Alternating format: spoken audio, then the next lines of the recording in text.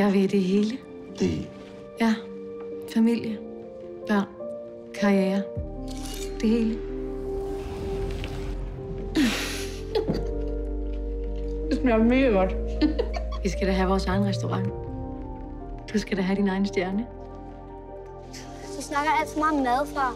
Det er også mit arbejde. Du er ikke på arbejde. Skål for vores nye restaurant. Skål for Mærke. Og for vores fælles drøm. Jeg giver det 6 måneder, før jeg bringer ud af huset. Torben, ærligt. Jamen, jeg siger, at der er nogen, der skal forberede dem på det. Hvad er det her lort? Karsten, vi kan jo ikke bare stå her. Det er hele vores liv, det handler om. Ja, det ved jeg sgu da godt for fanden.